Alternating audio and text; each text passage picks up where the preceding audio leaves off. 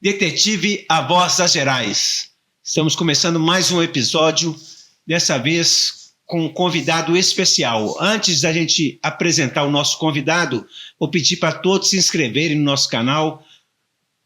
Deixe seu like, se inscrevam, curtam, comentem, compartilhem. Muito importante a sua participação. Estamos aqui hoje com Alexandre Dietze. O Alexandre trabalhou na Furtos e Roubos, trabalhamos juntos lá. Faça as apresentações, Alexandre. Boa tarde, Bambirra, meu nobre colega. Ingressei na polícia em 1992. Iniciei a carreira como detetive, né? Aliás, continuo detetive, só que hoje investigador. Os 2 primeiros anos fiquei lotado na Cadepol e depois fui para Furtos. Cheguei na Furtos 91, 92, 93, 94, isso. Não, eu cheguei lá na Furtos em meados de 95. A proposta, como eu já tinha uma experiência com desenho, né, com artes plásticas, a proposta era que eu fizesse parte da equipe lá que trabalhava com arquivo criminal e com retrato falado. Na época, quem estava lá no setor era o Jorginho e o Augustinho, né? Se os nobres estiverem ouvindo aí, um abraço para os dois, tem muito tempo que não os vejo. Abraço, Jorginho, abraço, Agostinho. Estão convidados também para participarem conosco aqui. E aí, eu novato, né, obviamente, chego numa delegacia de peso, toda aquela movimentação, muita atribuição, e de retrato falado mesmo eu não sabia coisa nenhuma, né? Foi aprender na marra e de forma empírica, né? Trabalhando com o Jorginho, que o Jorginho que era o retratista à época, né? E, excelente artista plástico. Então o Jorginho foi o cara que me iniciou no trabalho. E aí com o tempo a gente foi desenvolvendo. Vamos aprender a fazer o trabalho, a entrevistar, a desenhar, ganhar tempo, fotografia. A gente tinha um laboratório de fotografia, poder revelar as fotos, fichário, e todos os macetes de uma delegacia de grande porte, como era a delegacia de Furtos naquela época, né? Isso foi em 1995, né? Tem o quê? Quantos anos? 31 anos. Isso aí, né? E antes da gente falar um pouquinho sobre retrato falado, sobre os seus trabalhos, vamos falar um pouquinho sobre a evolução da Polícia Civil no quesito de tecnologia. Como você falou, são mais de 30 anos, então você passou por todo um procedimento de uma transformação. Fala um pouquinho para a gente sobre essa evolução da tecnologia.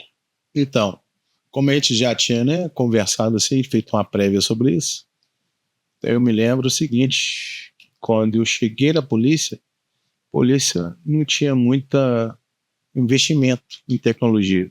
Já tinha muito recurso por aí, mas a polícia nossa mesmo não tinha muito recurso. Então, assim, eu vou tentar exemplificar isso. Você chegar numa delegacia, estava lá a máquina de escrever. O escrivão fazia as oitivas, né, uma máquina de escrever. Máquina de escrever bem convencional, aquela tradicional, né? De fita, datilografar, aquele negócio tudo. Botava um papel carbono para fazer a cópia, né? O original ia para o inquérito, a cópia ia arquivado e aquela coisa toda. Então eu cheguei nesse momento. Então, assim, primeira vez que eu vi uma máquina elétrica com memória, foi surpreendente, né? Você digitava ali um texto ali, o texto você digitou, você podia gravar na máquina de escrever, né? E ela tinha memória, depois você poder mandar imprimir ali várias cópias se você quisesse. Então, assim, esses detalhes aí a gente lembra, a gente vê hoje, né? Como é que hoje está o avanço da tecnologia. Então, quando você chega, né, a gente lembra dessa época, né? Toda essa transição aqui vem ocorrendo, né? Continua acontecendo, né? Então, assim, chega a ser engraçado. Outro fato também que eu acho que eu lembro, assim, de coisas, de equipamento que a gente usava na delegacia, máquina de escrever, máquina fotográfica era máquina analógica, e a gente usava filme preto e branco, porque a gente tinha um laboratório lá na delegacia para fazer revelação. E o processo de revelação era mais simples, né? Mais rudimentar e era mais barato, né, para se fazer do que revelação de filme colorido. Depois ele foi introduzido, né, na perícia, inclusive. Mas demorou um pouco. Outra coisa que tinha eram os terminais de acesso. Tinham 6 terminais de acesso ao sistema da polícia. Os operadores eram poucos policiais que operavam os terminais. Não tinha computador, de fato. Eram mais terminais para lançamento de informações e pesquisa. Não tinha muita coisa, não. Mas o processo de alimentação de informação nesse sistema, já tinha um sistema próprio para a polícia, e já era uma coisa até bem desenvolvida. Coisas que outras polícias no Brasil provavelmente não tinham na época, não. Mas ainda precisava ser bem ampliado. Mas era um bom sistema, né? E é utilizado até hoje, inclusive, a base de dados. E aí tinha o que? Fax, telefax, fax, telex, a gente operava telex. Chega a ser engraçado isso hoje, né? Hoje a gente resolve tudo no celular, a gente usava telex naquela época, né? É impressionante. E eu me lembro do dia que chegou os computadores na delegacia, se eu não me engano eram 486 e não tinha quase memória nenhuma. Então a gente começou ali a aprender a datilografia no computador e manusear os programas de edição de texto, né? Fazer as comunicações, os relatórios ali nos computadores, e com o tempo foi chegando o aplicativo para lançamento de dados, né? Que a delegacia também fazia estatística, lançamento de dados. Então começou a usar isso aí. E aí depois o advento da internet de escada na delegacia, foi criada uma rede dentro da delegacia com internet de escada, né? Com modem de escada. Alguém aí vai lembrar disso aí. Hoje isso é inimaginável, mas naquela época, isso em 1997, era assim, bamba, né? E isso ajudou a polícia a desenvolver muito e a gente ter mais acesso à informação, né?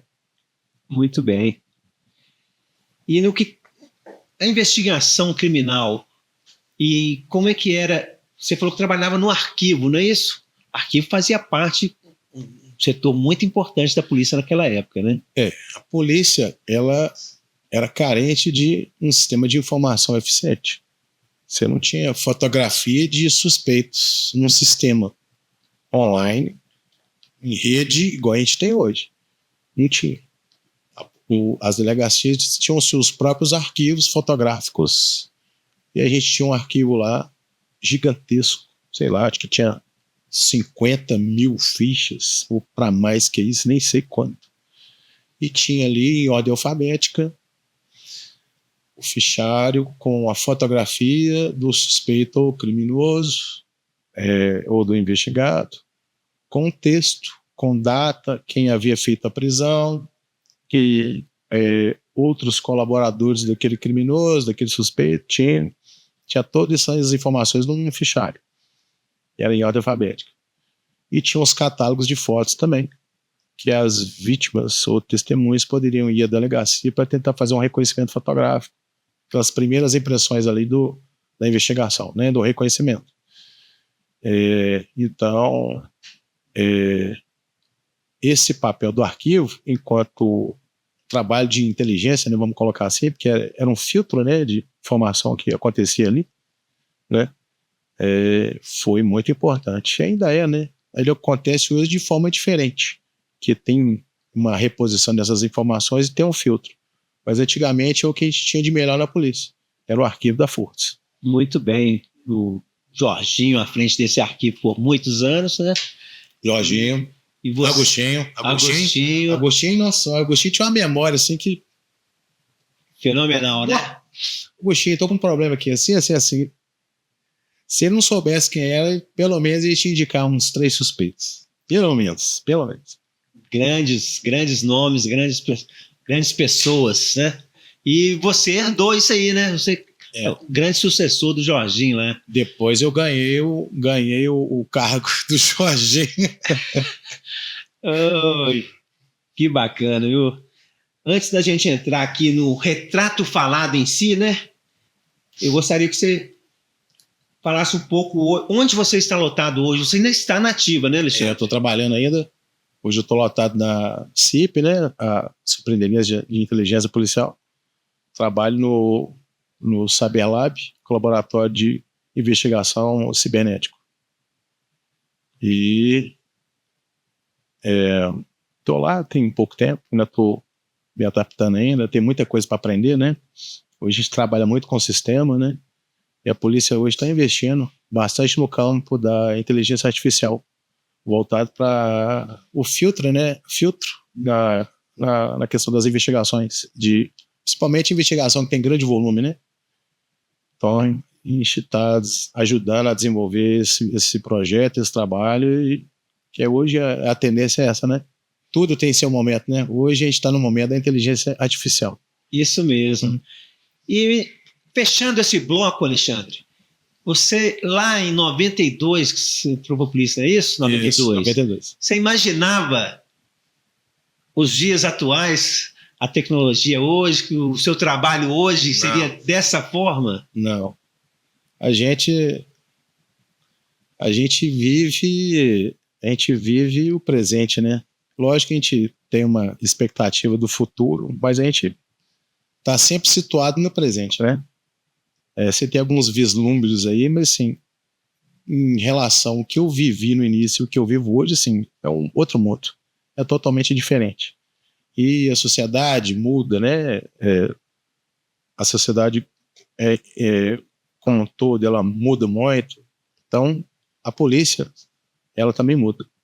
A polícia, ela tem que ser dinâmica e ela tem que se adaptar ao momento que ela está presente. Então, assim como nós todos, né? Então, hoje eu continuo com aprendizado, né? Não sei tudo, apesar de ter mais de 30 anos, mas eu continuo aprendendo. À medida que estou no campo, estou na investigação, estou ajudando a desenvolver o trabalho, continuo no aprendizado, né? Então, assim, hoje é só uma referência. Passado e presente se misturam. E o presente hoje é tecnologia. Muito bacana. Nós vamos fazer uma pequena pausa aqui, gente, e voltamos daqui a pouco com mais um bloco com o nosso amigo Alexandre aqui. E aí, Alain, essa